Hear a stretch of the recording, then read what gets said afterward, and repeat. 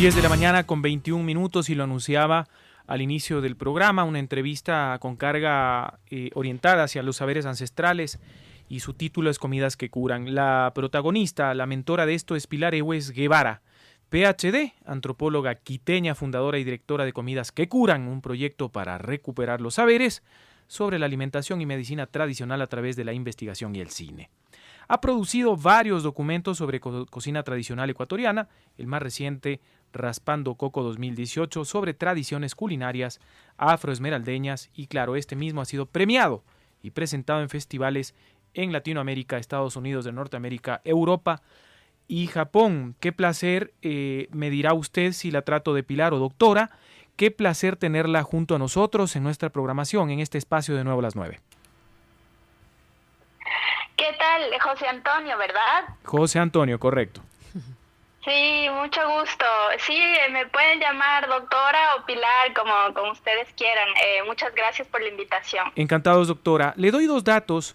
El uno pasa por las Naciones Unidas, el PNUMA, el Programa para el Ambiente de las Naciones Unidas, hace sí reflexiones y mapas que va publicando, digamos, durante los años, que la potencia del mundo en cuanto a recursos renovables y no renovables más importante del planeta es América del Sur. Precisamente tenemos acuíferos, reservas de agua, biodiversidad, y quisiera orientar esto hacia la valoración económica de la biodiversidad porque somos una potencia, el país más rico del planeta por unidad de superficie en variedad de especies de aves, de aves, mamíferos, plantas y animales. Es decir, que somos una potencia mundial que todavía no nos damos cuenta de lo que somos. Es decir, sí, precisamente que si hay política pública bien orientada y hay conciencia en la comunidad, podríamos hacer una reconversión y salir del subdesarrollo. ¿Cuál es el sentir de Pilar en cuanto a tu difusión científica, cultural, de los conocimientos ancestrales y qué políticas públicas deberían adaptarse en un marco general de la valoración económica de la biodiversidad, doctora? Sí, gracias. Bueno, sí, somos una potencia mundial, ¿no? Y esto se demuestra en los estudios científicos y en el interés tan grande que hay en los países industrializados, sobre todo en Europa, en Estados Unidos y en otros países asiáticos, por investigar y conocer más acerca de estos recursos que tenemos en nuestro continente y en nuestro país. Justamente el interés que tuve por fundar mi proyecto Comidas que Curan fue me vino a través de un libro que presentaba investigaciones acerca de la comida tradicional, de las comidas tradicionales de todo el mundo, y tenía mucha información acerca de las comidas tradicionales de Ecuador, y esto fue, digamos, un momento de claridad para mí, ¿no? Decir, bueno, ¿por qué no estoy investigando la herencia cultural de mi país, en donde hay tanta riqueza y que puede ser un camino hacia el bienestar, ¿no? A través de la alimentación, a través de la medicina tradicional también. Entonces sí, lo que yo he encontrado en mi investigación y parte del curso que estamos impartiendo ahora a través de la red de Guardianes de Semillas es, llamar la atención acerca de esta diversidad en la alimentación que viene de la tierra, ¿no? Y esta tierra que es tan rica en microorganismos, ¿no? Entonces estos microorganismos llegan a nuestro plato y de ahí nosotros los ingerimos, y esta es una de las bases de la salud. Esto es lo que nos dicen los estudios científicos, ¿no? Entonces es en esta diversidad microbiológica que refleja la biodiversidad, la gran biodiversidad que tiene nuestro continente, en donde está realmente una de las fuentes y uno de los caminos hacia el bienestar. Doctora, hay una frase muy conocida, y yo lo mencionaba cuando hablábamos con José Antonio al inicio del programa, que el alimento sea tu medicina y que tu medicina sea tu alimento. Usted, como antropóloga, fundadora y directora de Comidas que Curan, rescatando estos saberes sobre la alimentación y la medicina tradicional, Lo ha hecho a través de investigación y del cine. En el 2018 publicaba el diario El Comercio, lo tengo frente a mí, a esta publicación, sobre su documental de una duración de 32 minutos, con 40 entrevistas incluidas desde el año 2012 hasta el año 2017 en las ciudades de Atacames, Esmeraldas, Borbón, Limones y La Tolita. Ha habido toda una investigación y una retroalimentación que me imagino que a usted le dieron, aparte de las herramientas para hacer este documental, muchísimo conocimiento de las abuelas, de aquellas personas que no sucumbieron a la modernidad y que mantuvieron sus saberes ancestrales en la alimentación de sus familias. Háblanos un poquito de esto, de todo lo aprendido y de los demás documentales que sobre comida tradicional ecuatoriana tú has hecho y sobre todo comidas que curan. Sí, con mucho gusto. Bueno, ese ha sido un gran privilegio para mí, el de poder aprender de mi familia, de mis mayores y también de las abuelas y abuelos y mamás, sobre todo de la costa de Ecuador y la sierra de la parte donde yo soy y donde son mis padres y mi mamá. Bueno, es una sabiduría que ellos la conservan, ¿no? O sea, es tan rica precisamente y tan importante porque se ha mantenido a lo largo de las generaciones y tiene mucho que enseñarnos precisamente porque ellos vivieron en una época y en un lugar en donde no estaba todavía industrializada la alimentación. Entonces, este tipo de alimentación y las formas de alimentación y también los alimentos que ellos conocían, que algunos de ellos ya no se consumen o ya incluso están desapareciendo, pues ellos conocen, o sea, conocen su sabor. Y esa es una cualidad que ellos tienen, ¿no? Es un conocimiento que está en su paladar. Entonces, una persona que nació en la ciudad no sabe distinguir como ellos, porque ellos sí crecieron en el campo, ellos sí conocen cómo preparar estos alimentos. Entonces, ¿qué pasó con la industrialización de la comida? Estos sabores se perdieron, ¿no? Y muchos de los alimentos también se perdieron, se descontinuaron, se empezó a estandarizar la dieta, o sea, se empezó a seleccionar una poca variedad, ¿no? De reducir la variedad y la diversidad en los alimentos, y también se empezó a estandarizar la forma en que se los preparaba. Entonces de esto le restó sabor, le restó nutrición y le agregó alimentos dañinos, ¿no? Hay muchos de los alimentos que ha introducido la industria que no son beneficiosos para nuestra salud y son perjudiciales para la salud. Y sobre todo ellos conocen también un momento en donde la comida se consumía en otro contexto, que es también súper importante. No solamente es lo que comemos, sino en qué formas lo comemos, o sea, cuál es el contexto. Y ellos una de las cosas que más enfatizan en las entrevistas que yo realicé fue que se comía en comunidad, ¿no? O sea, siempre había una persona con quien compartir.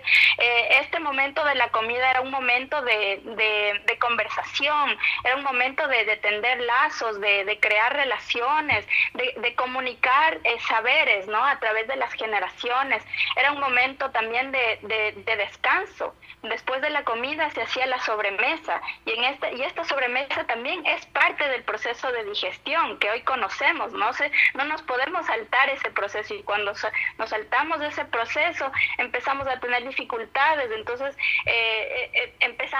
hay creencias, ¿no? De que tenemos que comer, o la medicina occidental en general nos ha dicho que, bueno, hay otras soluciones, ¿no? Tomar antiácidos, medicamentos o a regirnos a ciertas dietas, pero no nos damos cuenta que son en estos saberes justamente que tienen que ver con la cultura, con las formas de alimentarnos, con el contexto en el que se comían estos alimentos, que son parte también del proceso hacia el bienestar, que también estas abuelas nos saben, nos pueden enseñar. Bueno, estamos conversando con Pilar Ewes, siendo las 10:31, vamos a las noticias, pero al regreso, más inquietudes, Más dudas, más preguntas serán dilucidadas junto a la invitada. Nos vamos a la pausa noticiosa.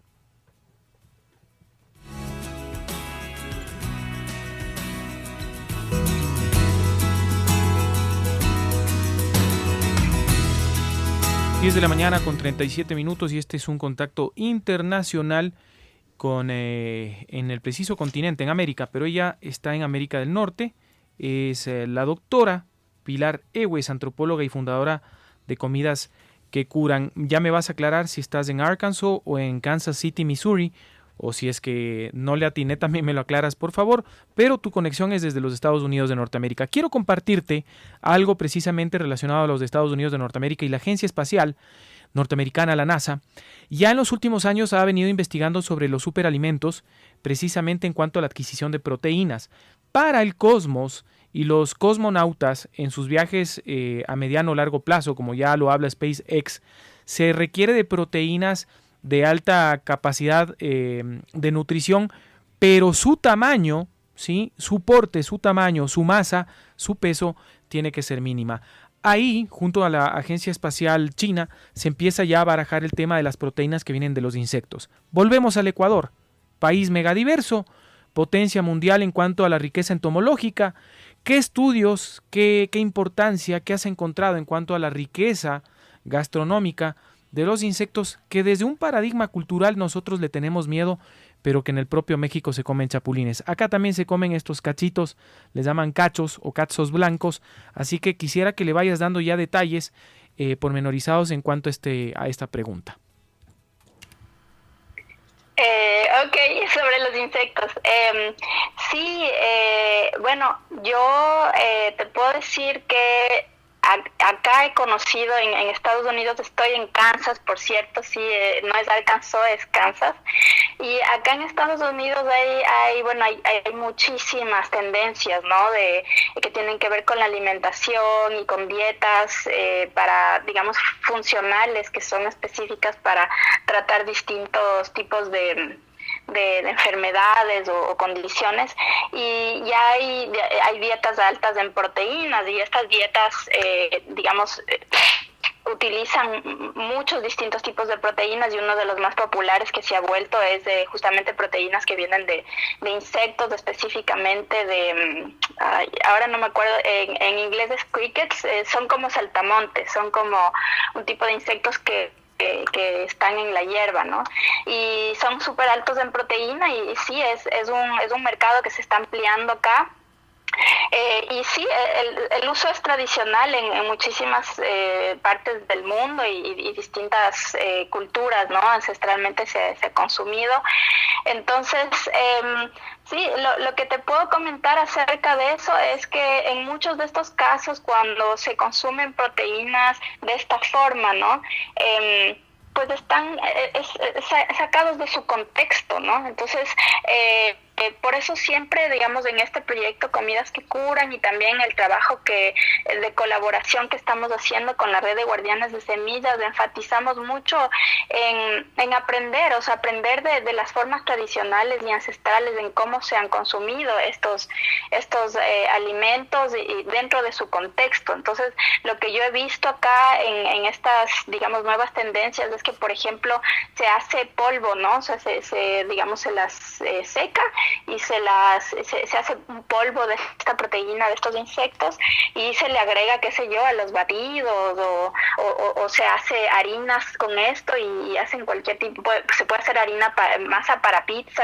de este tipo de harinas nuevas que están empezando a ofrecerse, ¿no? Excelente. Entonces, lo que yo, digamos, mi perspectiva es que siempre hay que aprender y hay que investigar cómo fue que se consumieron estos alimentos a lo largo de la historia, porque esto nos va a dar una clave acerca de cómo lo va a recibir nuestro organismo. O sea, nuestro organismo tiene puede entender esta información. Estos alimentos tienen información genética, y nosotros tenemos también microorganismos que tienen una carga genética que pueden comprender, o sea, que pueden interpretar la información que tienen estos alimentos, y por eso a lo largo de la historia se ha comprobado, o sea, no solamente a través de esta transmisión genética, sino a través de la experiencia. sea, nuestros antepasados a lo largo de los años experimentaron y comprobaron qué es lo que era bueno y qué es lo que no era tan bueno, qué es lo que no nos hacía tan bien. Entonces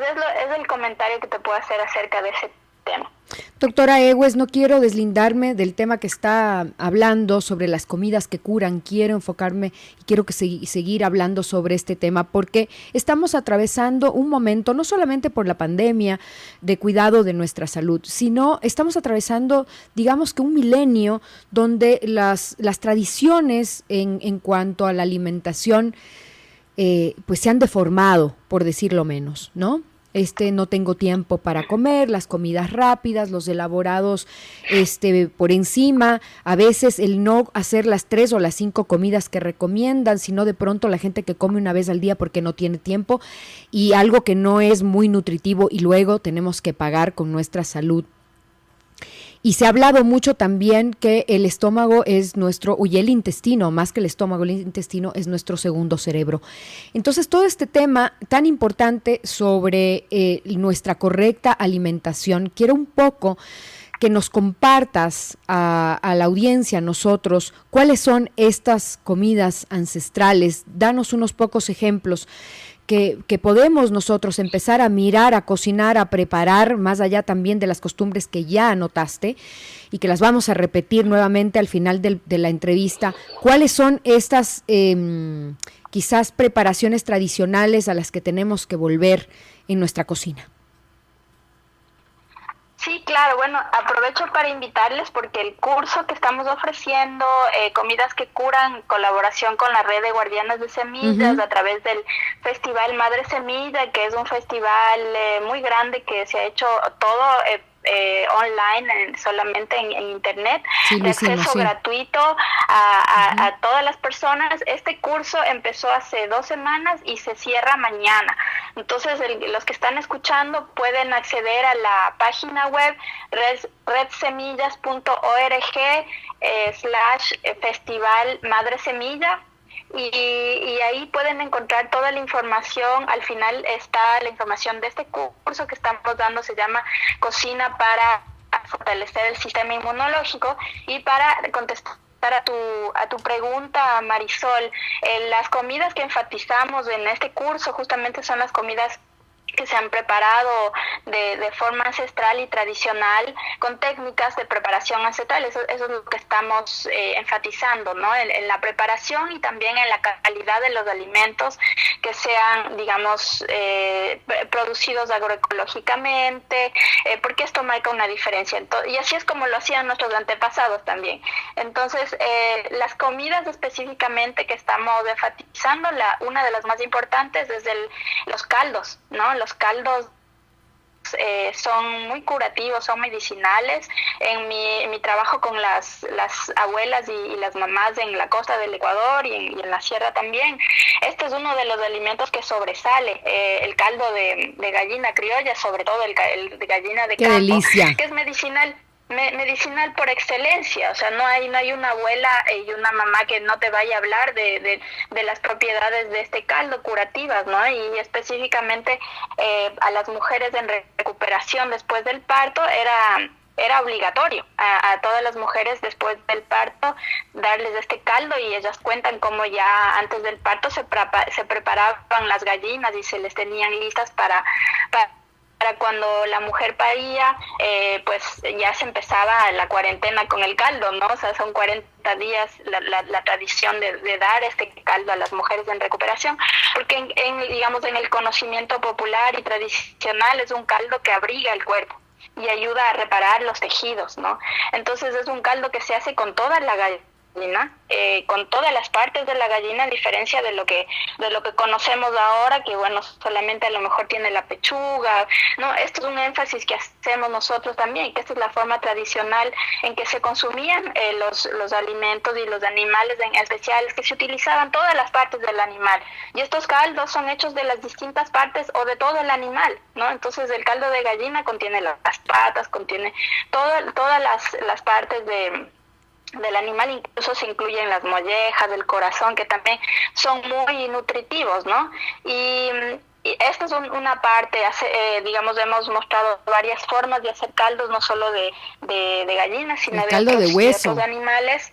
De hueso, exactamente, claro. Usando el hueso, porque el hueso es muy rico en colágeno y tiene minerales y tiene aminoácidos que son muy beneficiosos y muy curativos para distintas, no solamente para el intestino, para las personas que tienen, por ejemplo, un resfriado o para prevenir los resfriados, para recuperarse más rápido, sino también tienen propiedades contra el insomnio, es muy, muy beneficioso para la piel, para los ojos y para un sinnúmero de otros que todavía se están investigando, ¿no?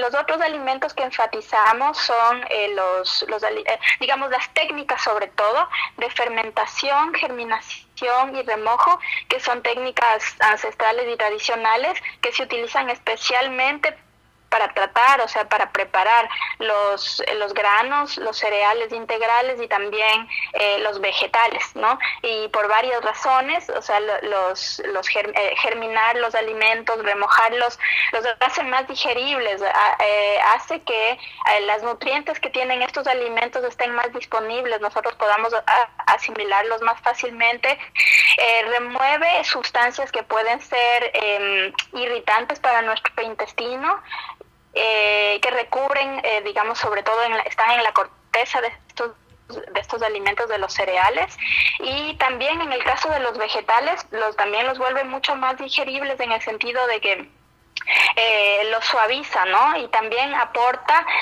muchos microorganismos. Lo que pasa en el caso de la fermentación es que este ácido láctico, que son bacterias que existen dentro de los mismos alimentos que provienen de la tierra donde se cultivaron, empiezan a consumir los carbohidratos, ¿no? Y las azúcares del vegetal y los transforman en microorganismos que conocemos como probióticos, que hoy se venden en cápsulas, pero están en estos alimentos fermentados que son tradicionales, ¿no? Entonces, y también multiplican algunas de las vitaminas y otros nutrientes. Entonces, es una muy buena opción para restaurar nuestra flora intestinal, devolverle el equilibrio y darle diversidad, que ese es uno de los aspectos más importantes que deberíamos aprender de estas maneras tradicionales. Es que había mucha diversidad, consumíamos muchos distintos tipos de alimentos, de carnes, muchos distintos tipos, no solo 3 o 4, sino de distintos tipos de animales, de la tierra y del mar, y también vegetales de muchos distintos tipos. Y el otro tema que enfatizamos, como dije, también son el consumo de órganos, que se ha perdido también, y los órganos, los huesos y la grasa que tiene el animal, que son alimentos que últimamente están relegados, ¿no? Por creencias equivocadas, realmente son ideas equivocadas que han surgido a partir de estudios aislados que se han realizado, pero que realmente no tienen fundamento en la historia, porque como hemos visto a lo largo de la historia, nuestros antepasados han consumido los órganos, los huesos y la grasa de los animales porque son fundamentales para nuestra salud. Entonces el consumo, los órganos como el hígado, por ejemplo, tienen una gran cantidad de nutrientes, son multivitamínicos, ¿no? En sí mismo, por ejemplo, el hígado tiene muchísima más vitamina A y en una forma que está muchísimo más disponible a nosotros, a nuestro cuerpo, que cualquier vegetal. Así es. Bueno, entonces, vamos a regresar siendo las 10:50, luego de la pausa, con la PhD Pilar Egues sobre antropología y, cómo no, el tema de la recuperación de las comidas ancestrales, todos sus alcances, la semiótica, la historia, las nacionalidades indígenas y la ciencia a la luz de la ciencia. 10:50, pausa.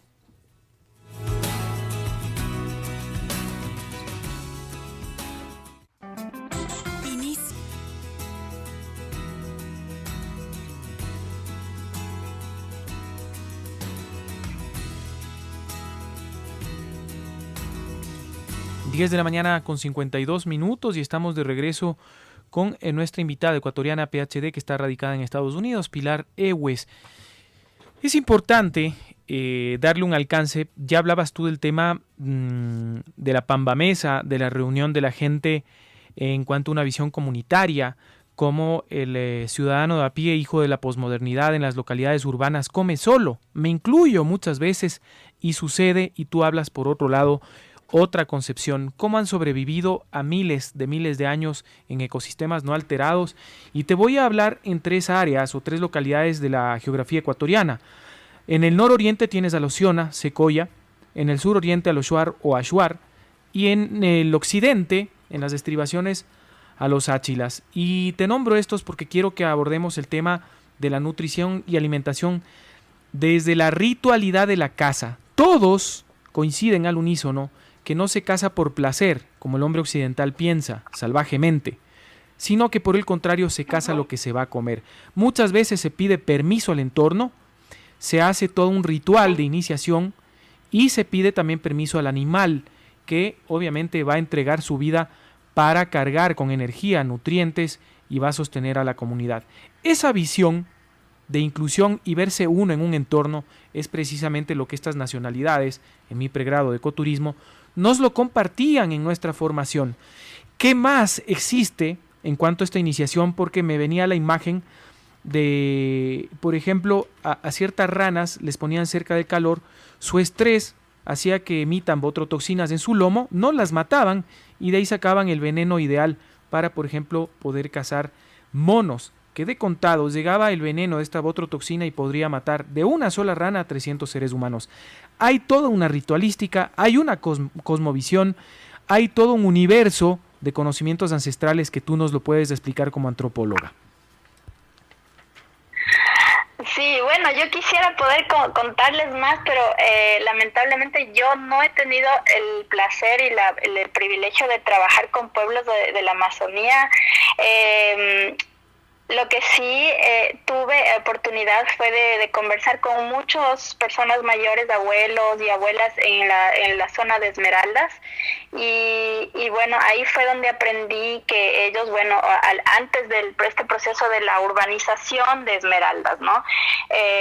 Pues era muy común el consumo de muchos distintos tipos de animales que yo nunca había escuchado en mi vida y que era como son animales de monte, ¿no? Son animales que se cazaban y de la misma forma los animales del mar, que había una diversidad enorme, ¿no? Entonces, sí, o sea, digamos, el tema de los rituales es fascinante y para mí yo creo que, como tú bien dices, debe integrarse, ¿no? O sea, debe integrarse dentro de una visión holística de la alimentación y de la salud.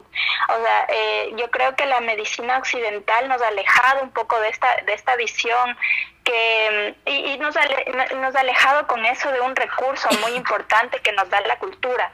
La cultura nos da el recurso de la cultura es justamente este aspecto holístico. O sea, los animales son parte del ecosistema junto con nosotros, ¿no? Entonces, uno de los aspectos que he investigado más recientemente acerca de este tema son, digamos, como les decía, el tema de los microorganismos. Entonces la cercanía a los animales y esta intimidad que hay con el momento o digamos a través de este proceso de la caza, ¿no?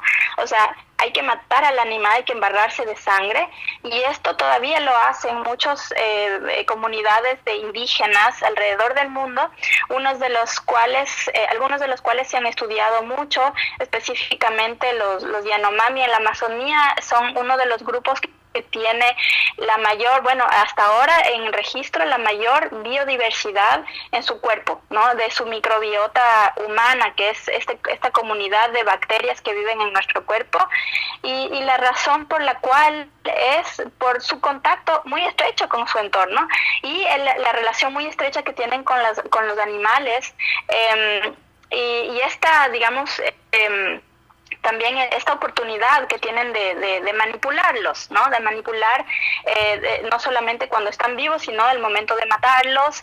Muchos de los órganos, a veces incluso los órganos y la sangre se consumen, ¿no? Hay veces que, y digamos, hay un contacto muy estrecho que en la ciudad no existiría. No existe ya, de hecho, o sea, no estamos tan alejados, totalmente separados de el lugar en donde se matan los animales para nosotros consumirlos. La forma en que se crían estos animales no tiene nada que ver, o sea, son animales que se les da una alimentación alimentación que no les corresponde, se los tiene confinados y todo esto incide después en nuestra salud. Entonces, mucho que aprender acerca de esta relación con el entorno, con los animales, digamos, y también y a través de eso los microorganismos que podemos adquirir. Entonces, esto es uno de los módulos que dimos en el curso, y la recomendación es que tratemos de estar más tiempo en puertas afuera, ¿no? Tratemos de estar más tiempo en contacto con la tierra, tratemos de tener en lo posible contacto con los animales y tener una relación diferente con nuestra comida. Y volviendo al tema que tú mencionabas antes, el de los rituales y el de la comunidad, pues esto también es un ingrediente. No es solamente una receta y una fórmula y una cápsula que yo ingiero y esto me va a cambiar mi salud. A lo mejor me da una sensación de bienestar o de alivio temporal, pero los cambios que tenemos que hacer tienen que venir de una transformación, no solo de nuestra vida integral, sino también de los sistemas en los que vivimos. O sea, la ciudad y todos sus sistemas nos están alejando de estas formas de vida, no solamente los alimentos, sino las formas de vida que conducen a la salud. Entonces, ahí tenemos mucho que aprender de estas comunidades. Seguro, ha sido un placer esta conversación con la PhD, la doctora Pilar Egues, antropóloga y fundadora de Comidas que Curan. Ya está en nuestro Twitter también el enlace a su página sobre Comidas que Curan, unas recetas, no se lo pueden perder, entren también en un nuevo estilo de vida. Pilar, usted ha cambiado con su investigación y ha combinado esta investigación y cine documental para llegar con este lenguaje, yo pienso, a educar generaciones. Así que bueno, estaremos atentos a más investigaciones, a más documentales que vendrán seguramente a futuro. Por el momento nos despedimos porque tenemos que irnos al servicio informativo Platinum, dándole muchas gracias. Gracias a ustedes por la invitación.